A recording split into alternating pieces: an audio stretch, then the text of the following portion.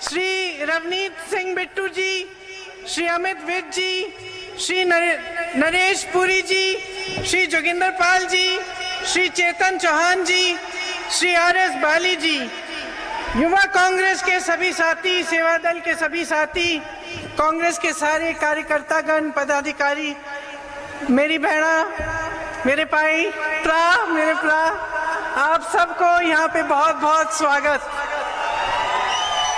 आप सब मेरी बातों को सुनने के लिए यहाँ आए हैं, इसके लिए मैं आपकी बहुत बहुत आभारी हूँ। देखिए, चुनाव आ गया है, इधर आ जाइए। चुनाव आ गया है और मेरी तरह हर पार्टी के नेता आपके सामने आकर मंच पर आपसे कुछ बातें करना चाहते हैं। मैं भी चुनाव के संदर्भ में आई हूँ और कुछ समय से मैं देख रही हूँ कि दूसरी पार्टी के लोग क्या क्या कह रहे हैं। जब मैंने देखा कि प्रधानमंत्री जी श्री नरेंद्र मोदी जी, दिल्ली के मुख्यमंत्री जी अरविंद केजरीवाल जी दोनों पंजाबियत की बात कर रहे हैं तो थोड़ी बहुत मुझे हंसी आई। मैंने सोचा ये पंजाबियत को कैसे समझेंगे। पंजाबियत को समझने के लिए उसे जीना पड़ता है। पंजाबियत एक जज्बा है। मेरी शादी एक पंजाबी परिवार में हुई। मैं बताऊं पंजाबियत क्या है। पंजाबियत वो है कि मेरी जो बड़ी सासू माँ है, मेरे ससुर जी को जब वो 6 साल के थे यहाँ कंधे पे यूं दुपट्टे में बांधकर छतों से टाप टाप कर सियालकोट से उसको बचा के लाई। ये है पंजाबियत। पंजाबियत मेरे ससुर जी जो सब कुछ छोड़ के बंटवारे के समय सब कुछ छोड़ा, उन्होंने यूपी के एक मुरादाबाद शहर में अपनी मेहनत से शुरू से अपना बिजनेस बनाया, खून पसीने से बिजनेस बनाया, अपने परिवार की परवरिश की। यह है पंजाबियत। पंजाबियत सेवा है, पंजाबियत सच्चाई है, सद्भाव है, मेहनत है और खुददारी है। पंजाबियत ये है जो किसी के सामने नहीं झुकती, सिर्फ मालिक के सामने झुकता है पंजाबी। आज जो राजनीतिक दल जिनके नेता आपके सामने आकर पंजाबियत की बात करते हैं, उनमें से एक तो बड़े बड़े अपने उद्योगपति मित्रों के सामने झुक चुका है और दूसरा अरविंद केजरीवाल जी, वह सिर्फ सियासत सत्ता के लिए किसी के सामने झुक जाएगा। ये सच्चाई है और मैं आज यहाँ इसलिए आई हूँ क्योंकि मैं ये सच्चाई आपको समझाना चाहती हूँ। आप में बहुत विवेक है, बहुत समझदार हूँ, मैं जानती हूँ, लेकिन कुछ चीजें मैं आपके सामने रखना चाहती हूँ जिससे आप समझ पाएंगे कि यहाँ आपकी राजनीति में क्या क्या हो रहा है। देखिए, पूरी तरह से देश में अमीरों के लिए राजनीति चल रही है। अगर आप देखें कि यहाँ पठानकोट में कितनी छोटे छोटे बिजनेस हैं, मध्यम बिजनेस हैं, दुकानदार हैं जो अपनी रोजी रोटी चैन से कमाते थे। आज उनकी क्या परिस्थिति है? आज परिस्थिति यह है कि नोटबंदी लाई गई, GST थोपा गया, कोरोना और लॉकडाउन आया, लेकिन आपके लिए कोई राहत नहीं आई। कोरोना के समय, लॉकडाउन के समय आपने इतना संघर्ष किया, केंद्र सरकार से, भाजपा की सरकार से कोई राहत नहीं आई। स्मॉल और मीडियम बिजनेस के लिए किसी ने मदद नहीं किया। रोजगार की इतनी बड़ी समस्या है, रोजगार आते कहां से थे? बड़े बड़े PSU से आते थे, रेलवेज, BHEL, इस तरह के PSU से। सारे के सारे PSU बेच डाले। किसको बेचे? उन्हीं 2 उद्योगपतियों के सामने को बेच दिए जिनके सामने आप रोज रोज झुकते हैं। बेच दिया आपने, और जो नहीं बेचे हैं उनको बेचने की योजना कर रहे हैं। रोजगार कहां से आएंगे? आप कहते रहते हैं, ऐलान करते रहते हैं, हम रोजगार पैदा करेंगे। इतने साल हो गए कोई रोजगार पैदा नहीं हुए। सारे नौजवान बेरोजगार पड़े हुए हैं।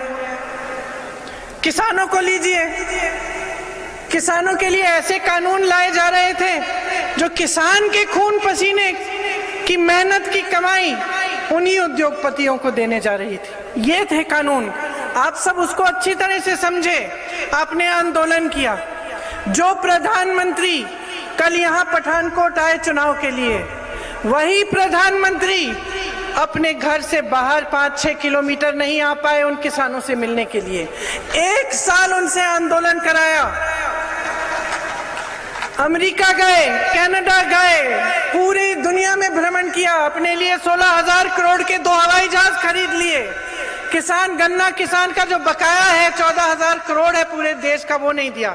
16,000 करोड़ के 2 हवाई जहाज खरीद लिए। पूरी दुनिया का भ्रमण कर लिए, लेकिन किसानों से नहीं मिल पाए।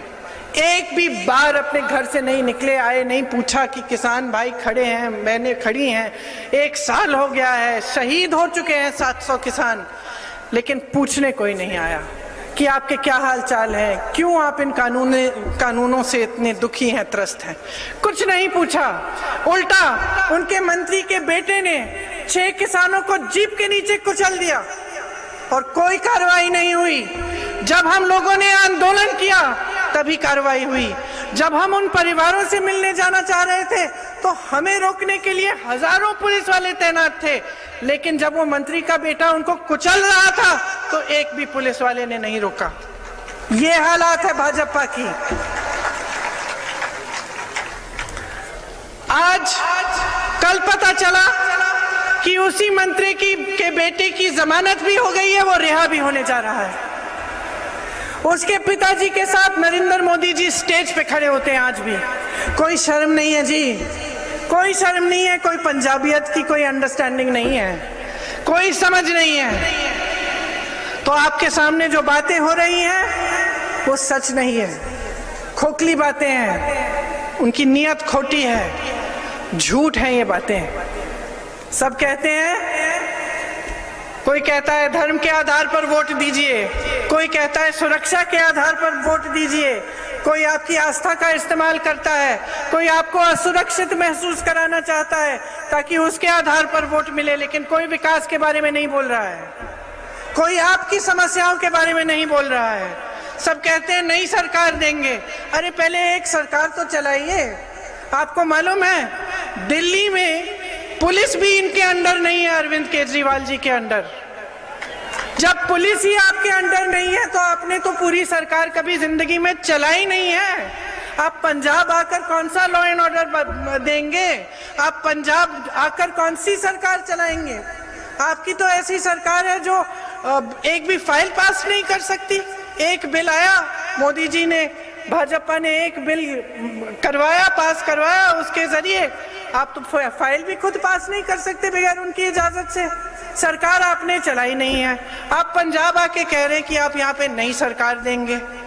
देखिए, आपने वो कहावत सुनी है, बड़े मियाँ तो बड़े मियाँ, छोटे मियाँ, फिर से बोलिए, छोटे मियाँ, बड़े मियाँ कौन?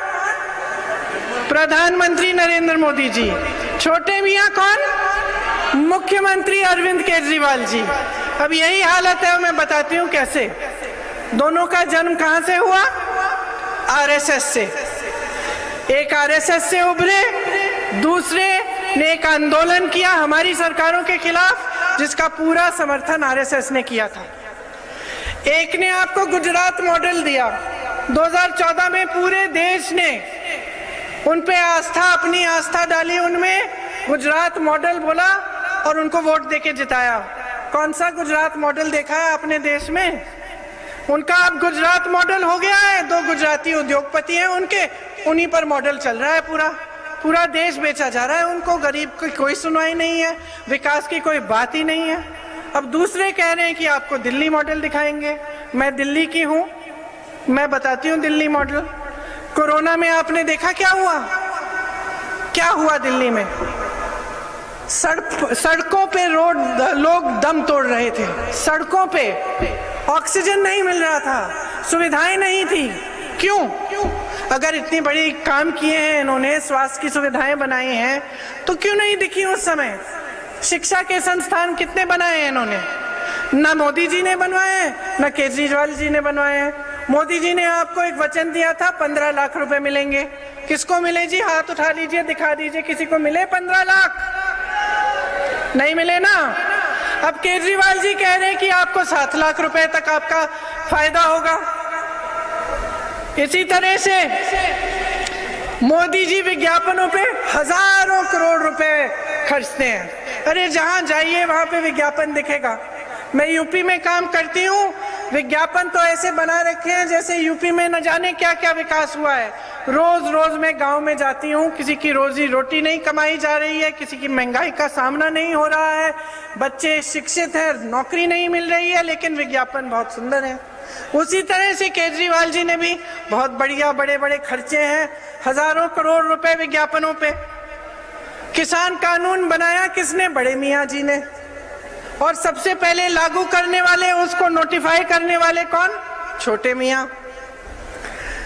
आंगनवाड़ी, आशा बहुएं, सब दुखी, चाहे बड़े मियाँ जी की सरकार में, चाहे छोटे मियाँ जी की सरकार में। आज भी आंदोलन, कल भी आंदोलन कर रही थी, सब सड़क पे बैठी थी।